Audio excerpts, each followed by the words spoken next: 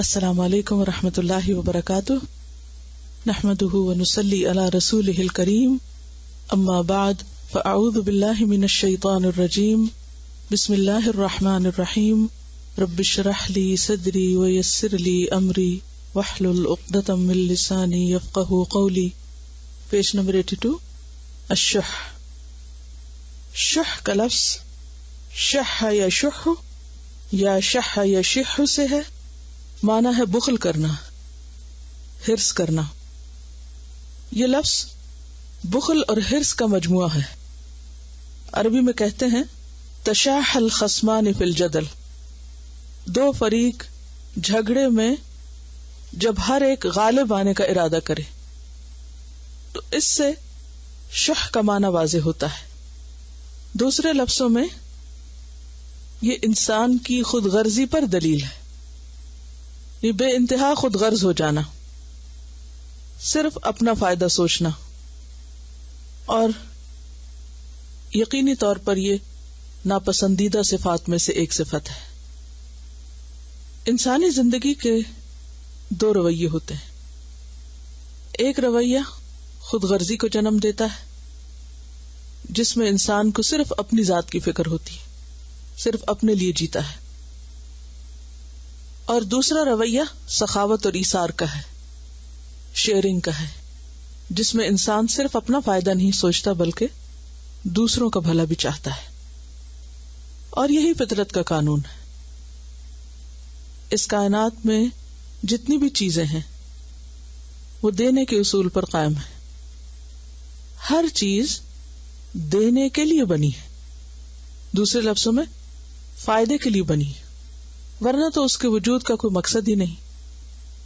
کوئی بھی چیز تصور کیجئے، چاند، چلیے چاند ہی کو لے لیتے ہیں۔ اگر چاند روشنی نہ دے تو اس کے وجود کی کوئی پہچان رہے گی؟ کوئی فائدہ ہوگا؟ کچھ بھی نہیں۔ اس وقت چاند کے لیے ہمارے دلوں میں جو اٹریکشن ہے یا اسے دیکھ کر جو خوشی ہوتی ہے تو وہ کس وجہ سے؟ کہ وہ چمکتا ہے، اور اس وقت ہمیں سکون پہنچاتا ہے جب ہر طرف اندھیرا چھایا ہوا ہوتا ہے۔ بظاہر دیکھنے میں اتنے بڑے آسمان میں چھوٹا سا نظر آتا ہے، لیکن سب کی توجہ کا مرکز ہوتا ہے کیونکہ وہ فائدہ پہنچاتا ہے۔ اسی طرح ستارے جو بظاہر دیکھنے میں چھوٹے چھوٹے ٹائنی سی مخلوق نظر آتے ہیں، لیکن اپنے وجود میں فائدہ مند ہیں تو سب کو اچھے لگتے ہیں۔ کوئی اور چیز؟ Assalamu alaikum. My sister was telling me on the weekend that there's a type of ant. The ant tickles the caterpillar. In response, the caterpillar excretes a sweet, sticky substance, which is food for the ant. The ant loves the caterpillar, and when the caterpillar is becoming a butterfly, it protects it during that process, even though it's no longer benefiting. But from the past benefit, it protects it and benefits it until it becomes a butterfly. یعنی چھوٹی سے چھوٹی چیز بھی اسی وقت اس کی کوئی قدر و قیمت ہے جب وہ کیا ہے، دوسروں کے لیے فائدہ مند ہے۔ اور اگر کوئی چیز دوسرے کے لیے فائدہ مند نہیں، صرف اپنی ذات کے لیے فائدہ مند ہے، صرف اپنے وجود میں بڑی چیز ہے، تو خواہ وہ کتنی بھی بڑی چیز ہو، خواہ ایک بہت بڑی راک ہی کیوں نہ ہو، اگر وہ محض راک ہے تو شاید بہت فائدہ مند نہ ہو، لیکن وہ راک جب ٹوٹتی ہے، اس کے ٹکڑے ہوتے ہیں، تو پھر وہ بعض اوقات بہت چھوٹے چھوٹے ٹکڑے بھی بہت مفید ہو جاتے ہیں۔ تو خود غرض انسان، صرف اپنا نفع سوچنے والا، صرف اپنے فائدے کی چیز جاننے والا، اور صرف اپنی ذات میں گم رہنے والا، کبھی بھی فطرت کے اس نقشے کے خلاف جا کر جو اللہ نے ہر چیز میں رکھا ہے اور جس پر انسان کو بھی پیدا کیا ہے، فطرت اللہ التی فطر الناس علیہا لا تبدیل لخلق اللہ، تو جو اس فطرت کے خلاف جا کر کچھ کرنا چاہتا ہے وہ اس زمین پر اپنا مقصد وجود پورا نہیں کر سکتا، یعنی پرپز آف لائف کو فلفل نہیں کر سکتا، کیونکہ وہ صرف اپنے لیے، دوسروں کے لیے نہیں ہے۔ اور پھر اللہ سبحانہ و تعالیٰ نے قاعدہ یہ رکھا ہے کہ جو جتنا زیادہ فائدہ مند ہے، جو جتنا زیادہ دینے والا ہے، اتنا ہی زیادہ سمیٹنے والا بھی ہے. جتنا بڑا دل ہوگا اتنی ہی بڑی کامیابی ہوگی، اور جتنا چھوٹا دل ہوگا اور جتنی زیادہ نفس کی تنگی ہوگی، جتنی زیادہ حرص یا بخل ہوگا، خود غرضی ہوگی، اتنی ہی زیادہ انسان کے لیے مشکلات ہوں گی، اتنا ہی زیادہ دل کا سکون رخصت ہو جائے گا. جب دل کھلا ہو جاتا ہے، اور کھلا کب ہوتا ہے؟ جب ہم اس کی ڈی جنکنگ کرتے ہیں، اس میں سے خراب چیزیں نکال کے باہر ڈالتے ہیں، حسد اور بغض اور وہ تمام اخلاقی خرابیاں جو پیچھے ہم پڑھ چکے ہیں، دوسروں کے خلاف کدورت، کینہ، نفرت، ان چیزوں کو جب انسان اپنے دل سے نکال دیتا ہے تو دل میں بہت بڑی جگہ بن جاتی ہے، اور جو ہی وہ جگہ بڑی ہوتی چلی جاتی ہے تو انسان زیادہ سے زیادہ دوسرے لوگوں کو فائدہ پہنچانے کی بات سوچنے لگتا ہے، اور اسی میں اس کی بقا ہے. وہ اس کا مادی وجود ختم بھی ہو جائے، وہ مر بھی جائے، تو بھی اس کو لوگ اس کے مرنے کے بعد کس وجہ سے یاد رکھتے ہیں؟ اس کی اس خیر کی وجہ سے جو وہ دوسروں کو پہنچاتا ہے، جس سے دوسرے فائدہ اٹھاتے ہیں. اللہ سبحانہ وتعالیٰ فرماتے ہیں اما ما ينفع الناس فيمكث في الارض، وہ چیز جو لوگوں کو فائدہ دیتی ہے، ما ينفع الناس فيمكث في الارض، وہ زمین میں ٹھہر جاتی، جم جاتی، بقا اختیار کرتی، وہ باقی رہتی، اس سے کوئی فرق نہیں پڑتا کہ وہ مر بھی جائے، وہ کسی نہ کسی شکل میں اپنا وجود برقرار رکھتی ہے. اور اسی قربانی کے اصول پر ہی، اسی ایثار کی بنیاد پر ہی فطرت کا نظام بنا ہے، اور یہی چیز انسان کی اصل کامیابی کی بنیاد ہے. کامیابی کا راز اسی میں ہے. اسی لیے ہم دیکھتے ہیں کہ سورۃ التغابن آیت 16 میں اللہ تعالیٰ فرماتے ہیں وَمَن يُوقَ شُحَّ نَفْسِهِ فَأُولَٰئِكَ هُمُ الْمُفْلِحُونَ، کہ جو لوگ اپنے نفس کی تنگی سے بچا لیے جائیں، شح سے بچا لیے جائیں، یہی لوگ دراصل فلاح پانے والے ہیں. تو گویا دل کی وسعت کیا ہے؟ کی ٹو سکسیس، کامیابی کی کنجی، کامیابی کا راز. لیکن انسان کی ایک بہت بڑی ویکنس ہے کہ وہ اس سبق کو بھول جاتا ہے، اور جاننے کے باوجود اس چیز کے فائدے پھر وہ تنگی کا شکار ہو جاتا ہے. اسی لیے اللہ سبحانہ تعالیٰ نے فرمایا اور ہمیں خبردار کر دیا وَأُحْضِرَتِ الْأَنفُسُ الشُّحَّ، اور حاضر کر دی گئی ہے، رکھ دی گئی ہے، انفس یعنی نفسوں میں کیا؟ الشح، شح. کیوں حاضر کر دی گئی؟ کیوں رکھ دی گئی؟ امتحان کے لیے کہ وہ تو ہے، اس کے ہوتے ہوئے کون اس ویکنس پہ قابو پائے گا؟ کون اس کا مقابلہ کرے گا؟ کون اس کا علاج کرے گا؟ کون اس کا تزکیہ کرے گا؟ اور کون اس کے خلاف جا کر وہ کرے گا جو اللہ سبحانہ و تعالیٰ کو پسند ہے اور جو بندوں کے لیے بھی پسندیدہ ہے. اگر یہ ہوتا نا دل میں، یعنی شح اگر ہوتا ہی نہ، تو کیا مشکل تھی کسی کے لیے بھی کہ اپنا سارا مال خرچ کر دیتا، وہ ہر ایک کی ہر غلطی اور ہر قصور کو معاف کر دیتا، ساری زیادتیوں کو بلا دیتا. کچھ مشکل ہی نہیں تھی. یہ شح ہے تو اس خوبی کو لانا بھی ایک جہاد ہے اور واقعی مشکل ہے، اور اس وقت تک ہو نہیں سکتا جب تک انسان کے اندر ایمان کی قوت نہ ہو. تو اللہ تعالیٰ فرماتے ہیں وَأُحْضِرَتِ الْأَنفُسُ الشُّحَّ، نفس تنگ دلی کی طرف جلد مائل ہو جاتے ہیں. اور علاج کیا بتایا؟ التغابن ہی میں وَإِن تُحْسِنُوا وَتَتَّقُوا فَإِنَّ اللَّهَ كَانَ بِمَا تَعْمَلُونَ خَبِيرًا، اگر تم احسان کرو اور تقوی اختیار کرو، یعنی اللہ سے ڈرتے رہو، تو یقیناً اللہ ساتھ اس کے جو بھی تم کرتے ہو خوب خبر رکھنے والا ہے.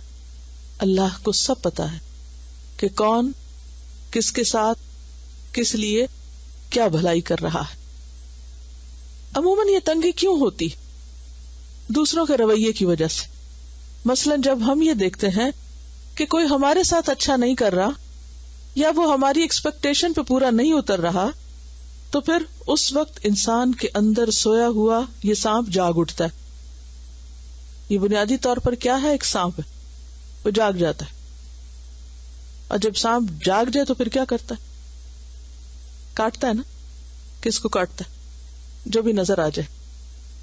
تو جب انسان اپنے ماحول کے اندر اپنے آس پاس کے لوگوں سے اس قسم کے سلوک کو دیکھتا ہے یا دوسروں کے رویے سے متاثر ہوتا ہے، تو اس کی کون سی حس فوراً کام کرنے لگتی ہے؟ شح کی. کہ اس نے بھی تو میرے ساتھ یہی کیا ہے، اس نے بھی تو مجھے کچھ نہیں دیا، اس نے بھی تو فلاں موقع پر میرا ساتھ نہیں دیا. لیکن جب انسان اس چیز سے بچا لیا جاتا ہے، وَمَن يُوقَ شُحَّ نَفْسِهِ، اس شر سے محفوظ کر لیا جاتا ہے. اس کا مطلب نہیں کہ وہ آتا نہیں، وہ آتا ہے لیکن اس ڈنگ سے محفوظ ہو جاتا ہے، کیونکہ وہ دوسرے کو نہیں، خود اپنے کو ہی کاٹ رہا ہوتا ہے اصل میں. لیکن جب دل میں تنگی اور نفرت اور غصہ غضب ہوتا ہے تو کون کاٹ رہا ہوتا ہے؟ کس کو؟ خود ہی کو پڑ رہی ہوتی ہے نا مار. تو اگر انسان فوری طور پر اس کے بچاؤ کا انتظام کرنے لگے تو ایسا انسان کامیاب ہو جاتا ہے، پرسکون ہو جاتا ہے، خوش ہو جاتا ہے. اور جب معاف کر دیتا ہے تو پھر اللہ بھی اس پر مہربان ہو جاتا ہے. اب دیکھیے کہ اگر ہم غور کریں کہ ہمارے پاس جو کچھ ہے وہ ہمارا اپنا نہیں، دیا ہوا ہے نا کسی کا.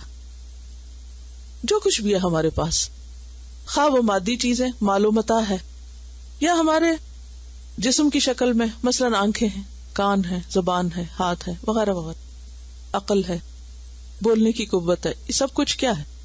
اپنی پیدا کی ہوئی. کون سی چیز اپنی ہے؟ کوئی بھی تو نہیں، سب اس کا دیا. اولاد ہے، وسائل ہے، دنیا کے اندر بے شمار نعمتیں ملی ہیں، سب اس کی دی ہوئی. تو جب انسان ان ساری نعمتوں کو اپنی کمائی نہیں سمجھتا بلکہ اللہ کی دین سمجھتا ہے تو انسان کا رویہ کیا ہوتا ہے پھر؟ شکر گزاری کا. شکر گزاری کا پھر طریقہ کیا ہوتا ہے کہ ان نعمتوں کو کہاں لگایا جائے؟ اللہ کی مرضی کے مطابق استعمال کیا جائے، اللہ کی پسند میں لگایا جائے، اس کی راہ میں لگایا جائے، اس کے بندوں کے فائدے میں لگایا جائے، جو کچھ بھی. کیونکہ شح کا تعلق صرف مال سے نہیں، یہ صرف مال سے نہیں، اس میں بہت ساری چیزیں آتی ہیں. اس میں ساری نعمتوں کے بارے میں بخل آتا ہے. ٹھیک ہے نا؟ مثلا ہم ہاتھوں سے جو کام کر سکتے ہیں، یا آنکھوں سے جو کام لے سکتے ہیں، یا زبان سے جو لے سکتے ہیں، پاؤں سے جو لے سکتے ہیں، ساری نعمتیں آ جاتی. یعنی بخل جو ہے وہ صرف مال کا بخل نہیں، ہر اس چیز میں بخل ہوتا ہے جو انسان کو نعمت میں سے اللہ نے عطا کی ہے. آپ چاہیں تو ایک لسٹ اپنے پاس بنا سکتے ہیں کہ کیا کچھ ہے میرے پاس. تو جب انسان کا ایک شکر گزاری کا رویہ ہوتا ہے تو اس وقت وہ ان ساری نعمتوں کو دوسروں کے بھلے اور دوسروں کے فائدے کے لیے خرچ کرنے لگتا ہے. اور جتنا جتنا زیادہ خرچ کرتا ہے اتنا اتنا اس کا شح ختم ہوتا جاتا ہے، اس کے دل کی تنگی ختم ہوتی جاتی. وَمِمَّا رَزَقْنَاهُمْ يُنْفِقُونَ. اس کا جو دائرہ کار ہے وہ بہت وسیع ہے. وہاں صرف صدقہ خیرات یا زکوٰۃ نہیں ہے، مما رزقناہم میں سب کچھ آ جاتا ہے. تو جو کچھ ہمیں ملا ہے ہمارا کیا فرض بنتا ہے؟ شکر گزاری کے لیے دینے والے کو لوٹائیں. اب اس کو تو نہیں چاہیے نا خود، وہ تو ہر چیز سے بے نیاز ہے. اللہ الصمد، وہ کیا چاہتا ہے ہم سے کہ ہم اس کے بندوں کی طرف اس خیر کو لوٹائیں، اس کی مخلوق پر اس کو خرچ کریں، اور ایسا کرتے ہوئے اس کی رضا کو مد نظر رکھیں. کیونکہ بعض اوقات ایسا ہو رہا ہوتا ہے کہ ہم اسے بندوں کے لیے خرچ کر رہے ہوتے ہیں، مثلا باپ اپنی اولاد پہ خرچ کر رہا ہے، یا کوئی بھی شخص اپنے متعلقین پہ کچھ خرچ کر رہا ہے، لیکن اس خرچ کرنے میں مقصد اور مطلب کچھ اور ہوتا ہے، غرض کچھ اور ہوتی ہے. شح کب ختم ہوتا ہے؟ جب انسان اللہ کا دیا ہوا اللہ ہی کی خاطر خرچ کرے، اللہ ہی کی رضا میں خرچ کرے، اس کی نافرمانی کے کاموں میں خرچ نہ کرے. اب آپ ایک ایک نعمت کو دیکھیے. مثلا آپ کو مال ملا، اب خرچ کرنے کا ایک مقصد یہ ہو سکتا ہے کہ آپ اس کے ذریعے دکھاوا کریں، اسراف کریں، نمائش کریں، خود بڑا بننے کی کوشش کریں، اس کے ذریعے دوسروں پہ دھونس جمائیں. اور اس کے مقابلے میں دوسرا رویہ کیا ہو سکتا ہے؟ ينفقون تو کریں مگر اسی کے لیے کریں، کسی اور مطلب اور غرض کے لیے نہ کریں. کیونکہ اگر غرض کوئی اور شامل ہوگی، دیکھیں یہاں بھی خود غرضی ہو جاتی ہے. بعض اوقات کیا ہوتا ہے کہ لوگ بڑے بڑے مال خرچ کرتے ہیں لیکن پیچھے غرض کیا ہوتی ہے؟ ناموری کی خواہش ہوتی ہے، مطلب کچھ اور ہوتا ہے. کیا یہ شکر ادا کرنا ہے؟ الا ابتغاء وجه ربه الاعلى ولسوف يرضى، کہ جو کچھ دے رب اعلی کی رضا کی خاطر دے، اس کے بتائے ہوئے طریقے کے مطابق دے. مثلا آنکھوں کے ساتھ کیا کام لے، آنکھوں کو کیسے خرچ کرے، اس کی راہ میں غور و فکر کرے، اس کا کلام پڑھے، ممنوع چیزوں سے پرہیز کرے، اور ہاتھ، زبان، پاؤں، دماغ کی طاقت. اب دیکھیں ہم ہر وقت کچھ کچھ سوچتے رہتے ہیں، تو ذرا اپنے اندر بھی جھانک کے دیکھ لینا چاہیے کیا سوچتے رہتے ہیں اور کیوں سوچتے، کہاں دماغ لگایا ہوا ہے، کہاں دماغ خرچ کر رہے ہیں. کیا اس کی خاطر، اس کے لیے، یا اپنے ہی مسئلے مسائل میں الجھے ہوئے اور صبح سے شام تک انہیں جھنجھٹوں سے فرصت نہیں. کسی تعمیری کام میں دماغ لگ سکتا ہے؟ اگر ہمارا دماغ منفی سوچوں کا شکار رہے تو ہم کوئی مثبت کام کر سکتے، کوئی بہتر کام کر سکتے؟ کچھ بھی نہیں. سارا وقت تو گزر گیا اسی میں، کوئی کار خیر کرنے کے لیے تو وقت ہی نہیں بچا کہ ذہنی طاقت وہاں لگے. اس سے پہلے کہ وہاں لگے وہ پہلے ہی تھک چکا. میں مال کی بہت مثالیں اس لیے نہیں دے رہی کہ وہ سب کو پتا ہے اور بہت واضح ہے. دل کا صدقہ کیا ہوتا ہے؟ دوسرے کے بارے میں اچھا گمان کرنا. یہ بھی دل کی تنگی ہوتی ہے نا، کسی کو اچھا مشورہ نہ دینا، کسی کو اچھی راہ نہ بتانا کہ اگر اس کو بتا دیے تو پھر یہ بھی میری طرح ہو جائے گا، کسی کے امتحان میں مدد نہ کرنا. یہ سب دل کی تنگی کی علامتیں. تو جب دل کھل جاتا ہے اور اللہ کے لیے کھلتا ہے اور انسان کو یقین ہوتا ہے کہ رب اعلیٰ کی رضا اس کو مل کر رہے گی، تو پھر اس کے لیے کچھ بھی مشکل نہیں رہتا. سورۃ اللیل میں آتا ہے فَأَمَّا مَنْ أَعْطَى وَاتَّقَى وَصَدَّقَ بِالْحُسْنَى فَسَنُيَسِّرُهُ لِلْيُسْرَى وَأَمَّا مَنْ بَخِلَ وَاسْتَغْنَى وَكَذَّبَ بِالْحُسْنَى فَسَنُيَسِّرُهُ لِلْعُسْرَى وَمَا يُغْنِي عَنْهُ مَالُهُ إِذَا تَرَدَّى. دو واضح کردار سامنے آتے ہیں. ایک ہے دینے والا، آتا واتقى وصدق بالحسنى، اور یہ پہلی جو دو صفات ہے نا، عطا اور تقوی کے بعد ہی حسنہ کی تصدیق ہو سکتی ہے. یعنی بھلائی کے کاموں کی، اچھی چیز کو، حق کو انسان قبول کرنے کے قابل ہوتا ہے. دل کھلتا تو حق قبول کرتا ہے نا، سچائی سمجھ میں آتی ہے، پھر اس کو لے لیتا ہے. اور جب بخل ہوتا ہے، خود غرضی ہوتی ہے، دل کی گھٹن ہوتی ہے، بے پرواہی ہوتی ہے، سرکشی ہوتی ہے، تو پھر جب حق سامنے آتا تو انسان اس کو نگیٹ کر دیتا ہے کہ نہیں، I don't believe in it.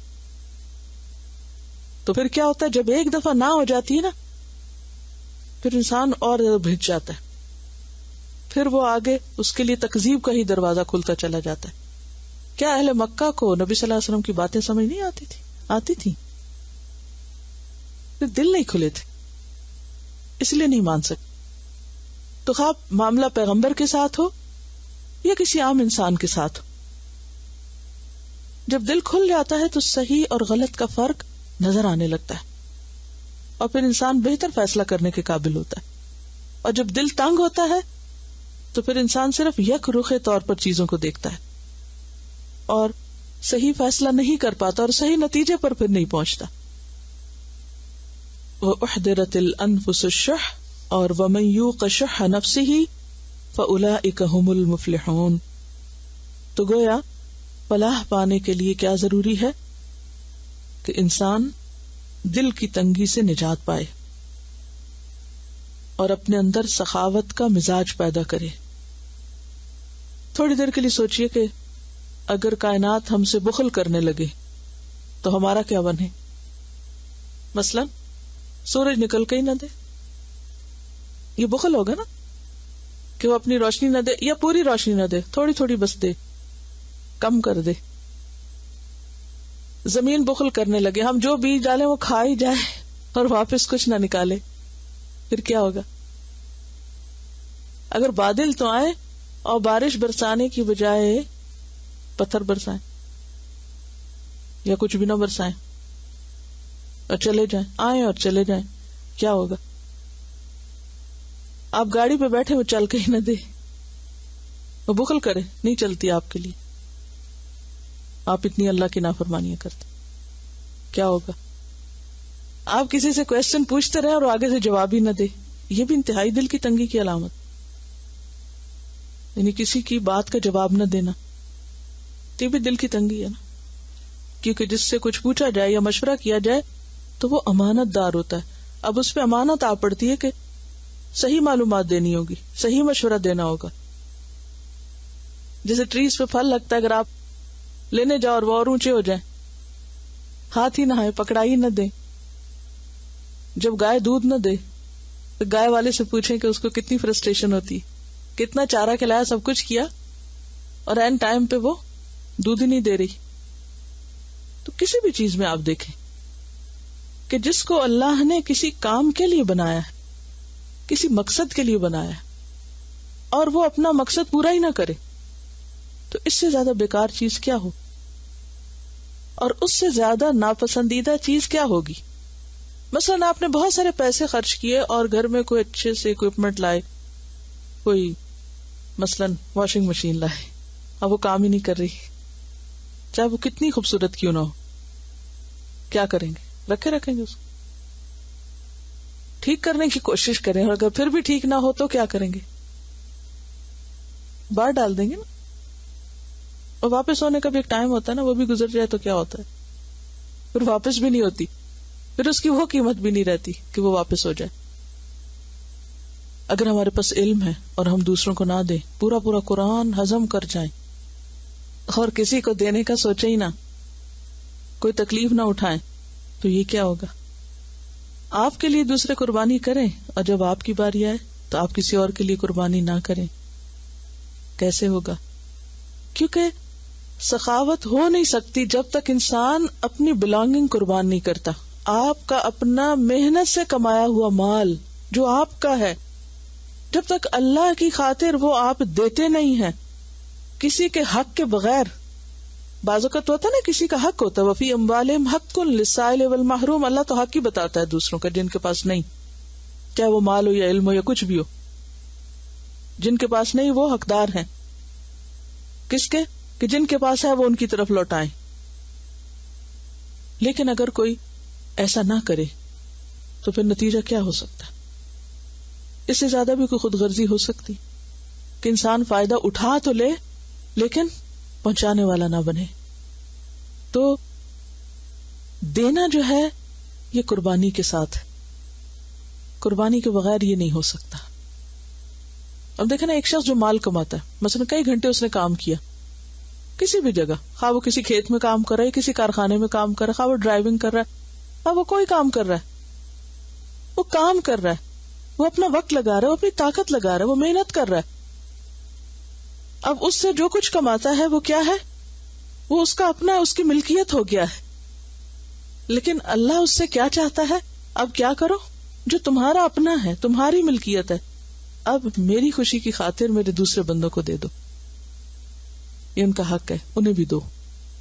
اب اگر کوئی یہ کہے یہ تو میں نے کمایا، قارون نے یہی کہا تھا نا، انما اوتیتہ علی علم عندی، یہ تو مجھے میرے علم کی بنا پہ ملا ہے، میں کیوں دوں کسی اور کو، میں نے تو محنت سے کمایا. بھئی بات ہی یہی ہے کہ جس چیز میں تم محنت لگاؤ، جس میں تکلیف لگاؤ، اس کو پھر دوسرے پہ خرچ کرو، اسی کا نام سخاوت ہے، یہی ایثار ہے، یہی شح کا اپوزٹ ہے. اور اگر ایسا نہیں کرتا انسان تو پھر کیا ہے؟ پھر ایک ایسی بیماری انسان کے اندر جڑ پکڑتی ہے جس سے کئی بیماریاں پھوٹتی. یعنی بخل معمولی بیماریوں میں سے نہیں ہے، یہ قلب کی بیماری ہے نا، دل کی بیماری، اور معمولی چیزوں میں سے نہیں. یہ ایسی بد اخلاقی ہے، ایسی دل کی بیماری ہے کہ جس سے کئی اور بیماریاں سامنے آتی ہیں، مثلاً خیانت، بددیانتی، بے مروتی، بدسلوکی، طمع، لالچ، تنگ نظری، کم ہمتی، اور اس کے علاوہ بھی. یعنی انسان بد اخلاقی کی انتہا کو پہنچ جاتا ہے جب وہ خود غرضی کا مظاہرہ کرتا ہے. اسی کے بارے میں آتا ہے نا، ارأیت الذی یکذب بالدین فذلک الذی یدع الیتیم ولا یحض علی طعام المسکین فویل للمصلین الذین هم عن صلاتهم ساہون الذین هم یراؤون ویمنعون الماعون. بھلے نماز پڑھتے رہو، اگر تمہارے دل کی تنگی یمنعون الماعون معمولی چیز بھی نہیں دے سکتے ہو تو نمازیں بھی تمہیں نہیں بچائیں گی. کیونکہ بعض لوگ یہ سمجھتے ہیں نا کہ وہ نماز روزے کی بہت پابندی کرتے ہیں تو ان کے لیے کوئی فرق نہیں پڑتا کہ وہ باقی جو مرضی کریں زندگی میں. نہیں،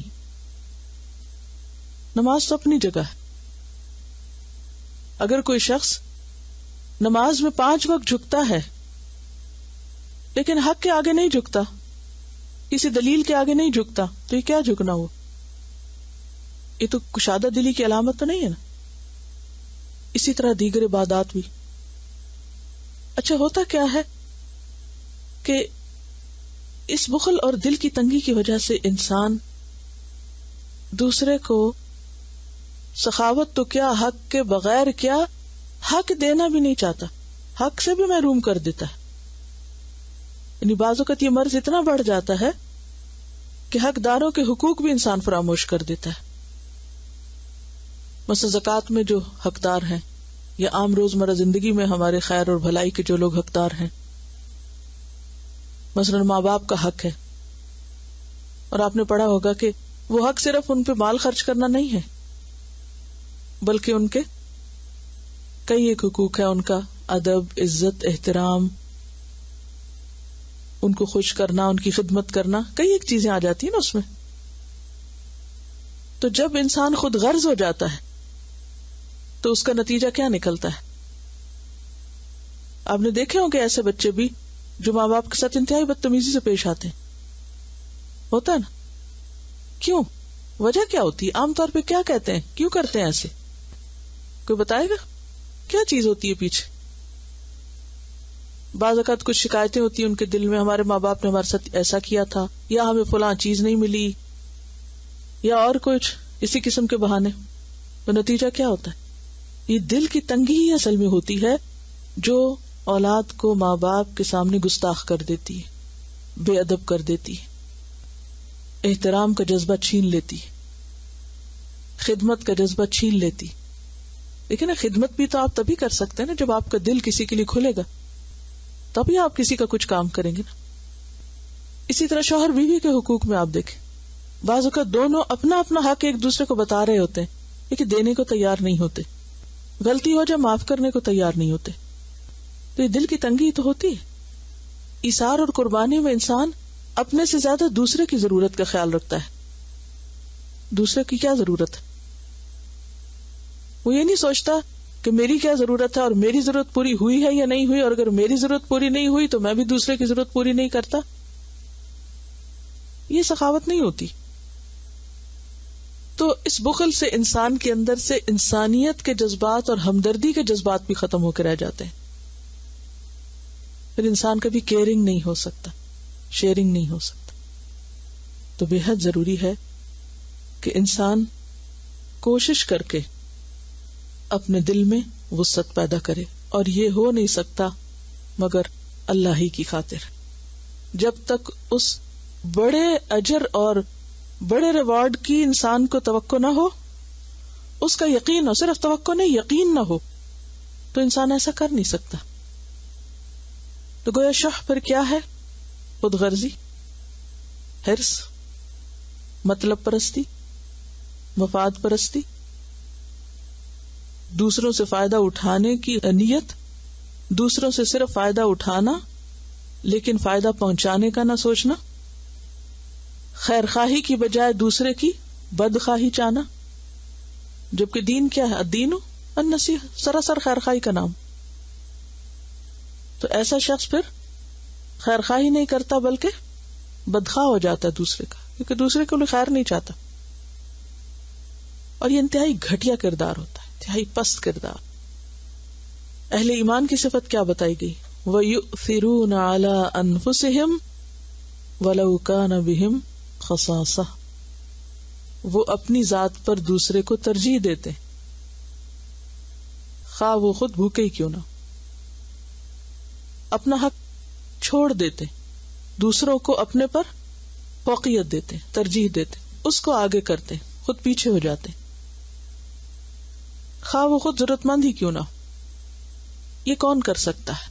اس کے لیے بڑا دل چاہیے نا، کھلا دل چاہیے نا. یہ کون کر سکتا ہے؟ انصار مدینہ اس کی مثال ہے، کیونکہ ان کی ایمان کا درجہ جو ہے وہ بہت ہی اونچا تھا، جس کا دل مومن ہو. اسی لیے نبی صلی اللہ علیہ وسلم نے فرمایا، عن ابی ہریرہ قال قال رسول اللہ صلی اللہ علیہ وسلم لا يجتمع الشح والایمان فی قلب عبد ابدا. رواہ النسائی کتاب الجہاد. سیدنا ابو ہریرہ رضی اللہ عنہ سے روایت ہے کہ رسول اللہ صلی اللہ علیہ وسلم نے فرمایا، بخل اور ایمان کسی انسان کے دل میں جمع نہیں ہو سکتے. بخل اور ایمان اکٹھے نہیں ہو سکتے. اگر حقیقی ایمان آئے گا تو وہ خود بخود کیا کرے گا؟ صفائی کرتا جائے گا، نکالتا جائے گا باہر. کس کو؟ تنگی کو، بخل کو. تو اس کا علاج کس میں ہے؟ ایمان میں ہے. ایمان کے اپوزٹ ایک تو صریح کفر ہے، اور ایک اور چیز بھی ہے جو ایمان کی دشمن، اور وہ ہے منافقت، نفاق، دل کا مرض. اور منافقت کے پیچھے بھی بڑی وجہ کیا تھی؟ اگر آپ منافقین کے کردار کو یاد کریں تو اصل چیز کیا تھی؟ دنیا کی محبت تھی. اسلام بھی انہوں نے کس لیے قبول کیا تھا؟ دنیاوی فائدوں کے لیے. جب انہوں نے دیکھا کہ اسلام سے ان کی عزت بن سکتی ہے، اسلام کا نام لینے سے ان کو دنیاوی فائدے حاصل ہو سکتے ہیں. مثلا جنگ بدر میں جب بہت سا مال غنیمت آیا تو اس کے بعد کچھ ایسے لوگ اسلام میں داخل ہوئے تھے کہ ہمیں بھی غنیمتوں میں سے کچھ حصہ مل جائے گا. جب قربانی کا وقت آتا تھا چھپ جاتے تھے ادھر ادھر، آگے نہیں بڑھتے تھے، جہاد میں شریک نہیں ہوتے تھے. لیکن جب نبی صلی اللہ علیہ وسلم غنائم کے ساتھ لوٹتے تھے تو اس وقت چرب زبانی کے ذریعے اپنے کارنامے سنا کر اپنا حصہ نکلوانے کی کوشش کرتے تھے. تو اسلام سے بھی ان کا تعلق دراصل دنیاوی فائدے کا تعلق تھا، کہ انہیں یہ نظر آ رہا تھا کہ اب اسلام کا نام لے کر دنیا زیادہ بہتر طور پہ بن سکتی ہے. تو اگر کوئی بھی شخص خواہ اس دور میں ہو یا آج ہو دنیاوی فائدوں کی خاطر اسلام کا لبادہ اوڑھے، دیندار اس لیے بنے کہ اس میں اسے بہت عزت مل جائے گی اور دوسروں پہ بڑی دھونس اور بڑائی کام کرنے کا موقع مل جائے گا، ایک خاص قسم کا احترام حاصل کر لے گا انسان، یا کچھ دنیاوی فائدے حاصل ہو جائے، کوئی شہرت حاصل ہو جائے گی، تو یہ ایمان نہیں ہے. اسی وجہ سے آپ دیکھیں کہ بسا اوقات دینداری کے ہوتے ہوئے دینداری کا لبادہ اوڑھنے کے باوجود ایسے لوگ جو بظاہر دیندار ہوتے ہیں، جب ان سے معاملہ کیا جائے تو وہ بالکل ایک دوسرے انسان نظر آتے ہیں. نمازیں ان کی بہت اچھی ہوگی، روزے بھی رکھ لیں گے، لیکن جب معاملہ کریں گے تو اس میں دل کی تنگی ہوگی. مثلا کسی جھگڑے کے موقع پر اگر ہم سیلف انالیسس کریں اور اپنے آپ کو دیکھیں کہ مختلف مواقع پر میرا طرز عمل اور میرا رویہ کیا ہوتا ہے، اس میں نمبر 1 جب کسی سے جھگڑا ہو، خواہ وہ ہسبینڈ وائف ہو یا بچوں کے ساتھ ہو معاملہ، کیونکہ زیادہ تر ہمارا تعلق انہی کے ساتھ ہی ہوتا ہے نا. یا کوئی رشتے دار ہوں، بہن بھائی ہوں، خاندان برادری کے لوگ ہوں یا کلیگز ہوں، کوئی بھی ہوں. منافق کی علامات میں سے ایک علامت یہ بتائی گئی ہے نا، کیا کہ جب وہ جھگڑا کرے تو گالی گلوچ پہ اتر آئے، آپ میں سے باہر نکل جائے، حدیں پار کر جائے. اور کون سا موقع ہو سکتا ہے کہ جب انسان اپنے آپ کو جج کر سکتا ہے؟ لین دین کے معاملات، خوشی اور غمی کے مواقع. ہم سب اپنے آپ کا جائزہ لیں کہ ہماری خوش گفتاری کب ہوتی ہے، کہاں ہوتی ہے اور کہاں نہیں ہوتی. کسی کا نہ سوچیں، ہم سب اپنا اپنا سوچیں. ہم کہاں خوش گفتار ہوتے ہیں؟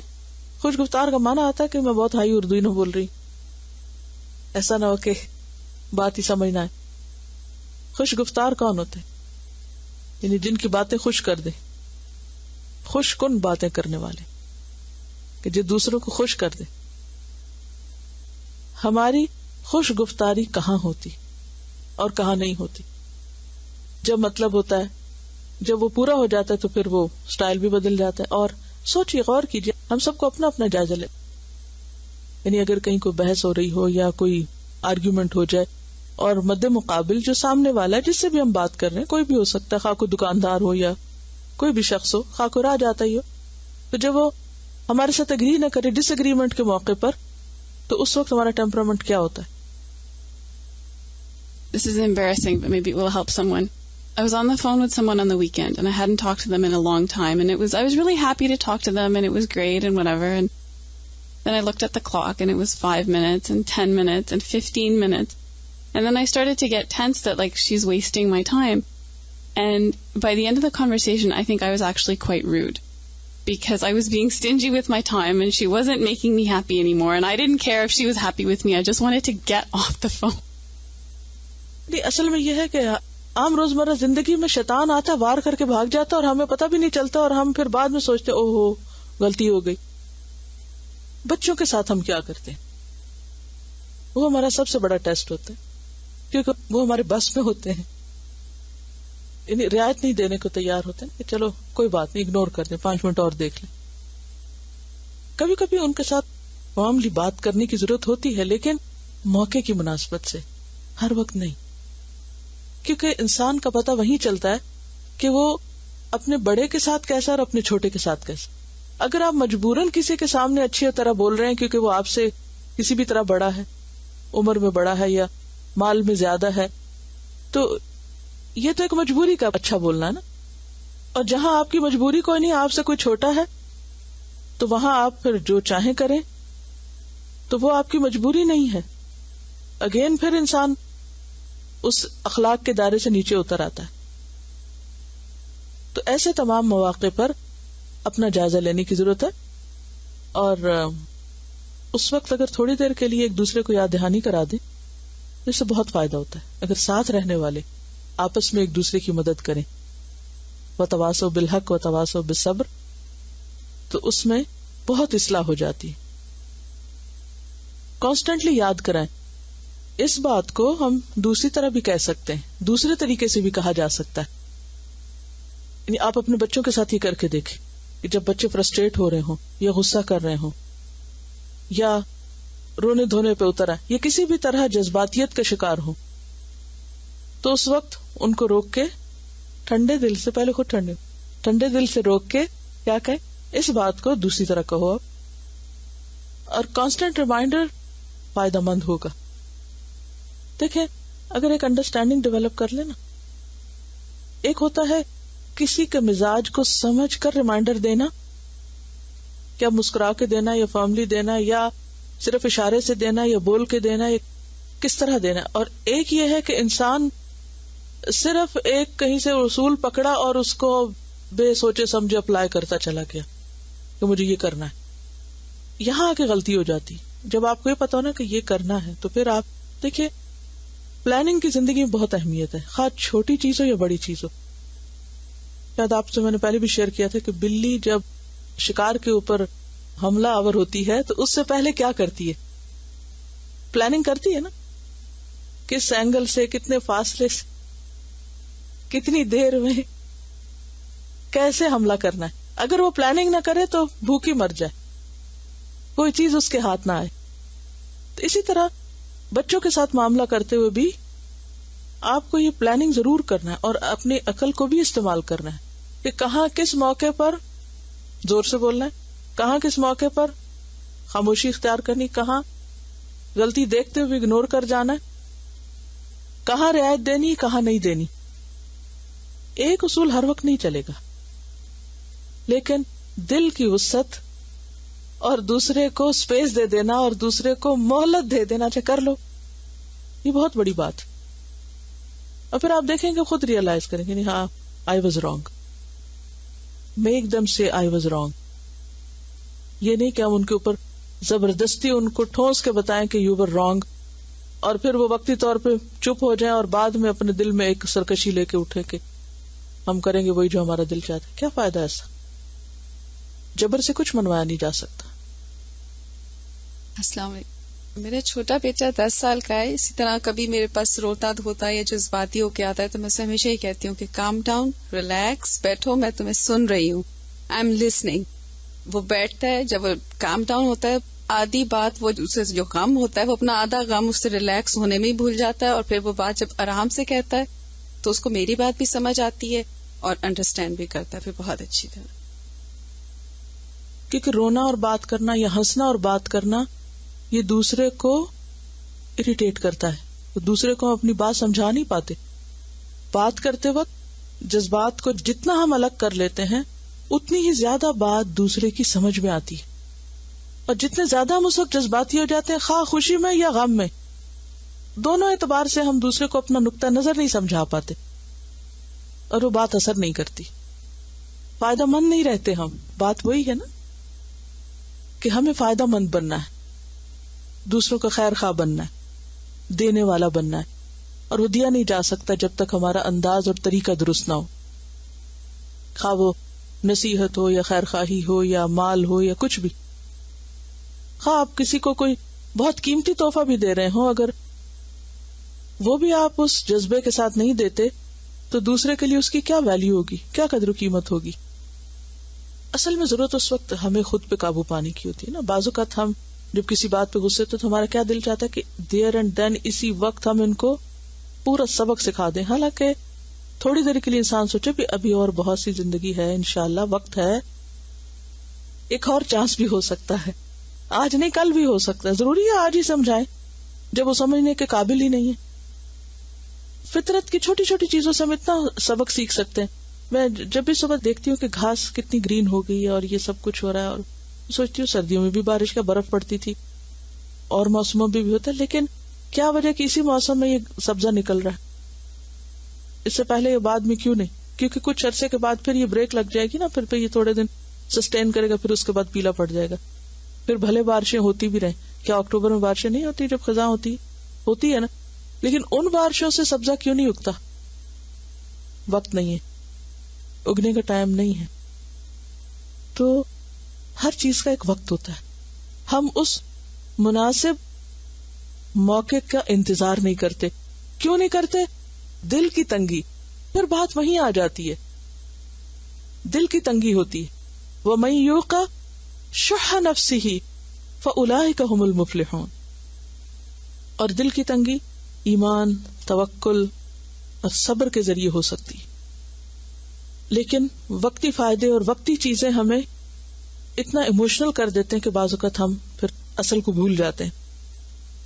تو نبی صلی اللہ علیہ وسلم نے فرمایا کہ ایمان اور بخل, شح اور ایمان کسی انسان کے دل میں جمع نہیں ہو سکتے. یعنی جو ہی اللہ پر ایمان آئے گا, آخرت پر یقین آئے گا, تو دل وسیع ہو جائے گا. کیسے وسیع ہوگا؟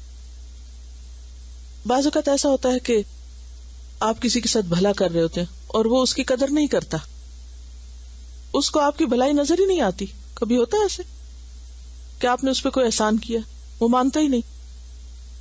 بار بار بچوں کی مثال دینا بھی اچھا نہیں لگتا, لیکن عموماً یا کوئی رشتہ دار یا کوئی بھی. اب ایسے میں انسان کیا سوچتا ہے, میں نے بھی نہیں کرنا اس کے ساتھ. ایک خاموش پلاننگ کر رہا ہوتا ہے نا کہ ٹھیک ہے اس نے یہ کیا, میں بھی نہیں کروں گا. کیوں ہوتا ہے؟ جب انسان کو یقین ہے کہ اللہ دیکھ رہا ہے اور وہ پوری جزا دینے کے قابل ہے, بہترین صدقہ کون سا ہے؟ جب دل نہ چاہ رہا ہو. وَأَنْتَ صَحِيحٌ شَحِيحٌ، شحیح شحیح سے ہے کہ آپ کا دل ہی نہیں چاہ رہا کرنے کو. اس وقت اگر آپ دل پہ قابو پا کے کر ڈالتے ہیں تو صرف اس وقت کریں گے جب آپ کو یہ پتا ہو کہ میرا رب اسے دیکھ رہا ہے اور وہ گن رہا ہے اور لکھ رہا ہے اور پوری پوری جزا دینے پہ قادر ہے. لیس للانسان الا ما سعى وان سعيه سوف يرى ثم يجزاه الجزاء الاوفى. تو بات یہ ہے کہ انسان کے لیے اصل میں کیا ہے؟ کوشش کرتے رہنا، اور اس کی کوششیں دیکھی جائیں گی، پھر وہ اس کو جزا دے گا، بھرپور جزا، مکمل جزا. ایک ذرے برابر بھی کسی پہ ظلم نہیں کیا جائے گا. یہ ایمان اور یقین ہی ایسی چیز ہے کہ جو انسان کو ہر موقع پر خیر کرنے کی تقویت دیتی ہے. کوئی اس کے ساتھ بھلا کرے تب بھی اور نہ کرے پھر بھی وہ کرتا چلا جاتا ہے، کیونکہ اسے سامنے والے سے جزا نہیں چاہیے، اسے جزا کہیں اور سے چاہیے، اور وہ جس کے لیے کوشش کر رہا ہے وہ دیکھ رہا ہے اور وہ دے گا. یہ آخرت پر ایمان کی وجہ سے. والذین یؤتون ما آتوا وقلوبهم وجلۃ انہم الی ربہم راجعون، کہ وہ دیتے ہیں جو بھی وہ دیتے ہیں اور دیتے ہوئے ان کے دل تنگی کا شکار نہیں ہوتے، دل اللہ کے خوف سے کانپ رہے ہوتے ہیں کہ میں تو اپنے رب کی خاطر دے رہا ہوں. انہم الی ربہم راجعون. تو یہ ایمان ہے جو دلوں کو وسیع کر دیتا ہے. اولئک یسارعون فی الخیرات.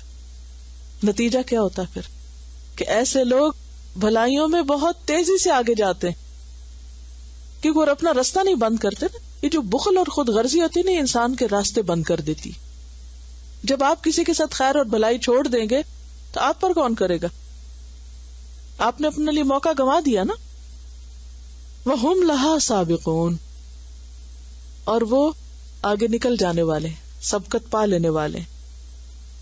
وَلَا نُكَلِّفُ نَفْسًا إِلَّا وُسْعَهَا وَلَدَيْنَا كِتَابٌ يَنطِقُ بِالْحَقِّ وَهُمْ لَا يُظْلَمُونَ. جب انسان کو یہ یقین ہوتا ہے کہ اللہ ظلم کرنے والا نہیں، تو پھر انسان لوگوں کے رویوں سے بے پرواہ ہو جاتا ہے. تو آج کی گفتگو کا خلاصہ کیا ہے کہ کامیابی کا راز دل کی وسعت میں. دنیا کی تعمیر وہی کر سکتا ہے اور اپنی آخرت وہی بنا سکتا ہے جس کا دل وسیع ہو، جو سب کا بھلا چاہے. خیر کس کی طرف لوٹتی ہے؟ کر بھلا ہو بھلا، جو دوسرے کا بھلا چاہے. صرف اپنی ذات کا بھلا، صرف اپنے خاندان کا بھلا، صرف اپنے متعلقین کا بھلا، یہ بھلا نہیں. بھلا وہ ہے جو ساری انسانیت کا بھلا. ہماری ذات سے صرف اپنوں کو نہیں، غیروں کو بھی خیر پہنچنی چاہیے. صرف مسلمز ہی کے بارے میں نہیں، نان مسلمز کے لیے بھی سوچنا چاہیے. صرف انسانوں کے لیے نہیں، جانوروں کے لیے بھی سوچنا چاہیے. صرف جانوروں کے لیے نہیں، ماحول کے لیے بھی سوچنا چاہیے. ہر ایک کی خیر اور ہر ایک کے لیے بھلا. اسی صورت میں قیامت کے دن یہ زمین اور یہ سب ہمارے لیے گواہی دیں گے کہ ہم نے مثلا کوئی ہمیں نہیں دیکھ رہا، لیکن ہم زمین پہ ایسی چیزیں نہیں پھینک رہے، نہیں پھیلا رہے، وہ پولوشن. تو وہ کیا ہے؟ دراصل اپنے لیے اور دوسرے انسانوں کا بھلا چاہ رہے ہیں نا. بھلا صرف اس صورت میں نہیں چاہنا ہوتا کہ آپ کسی کو کچھ دیں، بھلا اس صورت میں بھی کہ آپ ان کو ایک اچھا صاف ماحول دے کر جائیں. تو دلوں کی وسعت ہی کامیابی کی ضمانت ہے. وَمَن يُوقَ شُحَّ نَفْسِهِ فَأُولَٰئِكَ هُمُ الْمُفْلِحُونَ. اصل میں یہ نا کہ ہم صرف دین کے جو باتیں ہیں نا صرف محدود معنوں میں لیتے ہیں.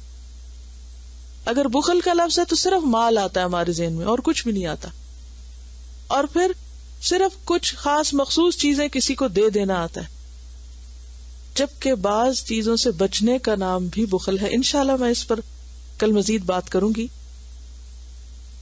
احتیاط نہیں کرتے کیونکہ شیطان کا بار بار وار ہوتا ہے انسان پہ، اور پھر اس کیفیت سے نکل کر پھر دل کھلا کر کے معاف کر کے اور پھر بڑے فائدے کی خاطر دوسروں کے ساتھ بھلائی کرتے چلے جانا، یہی کامیابی کی راہیں ہموار کرتا ہے.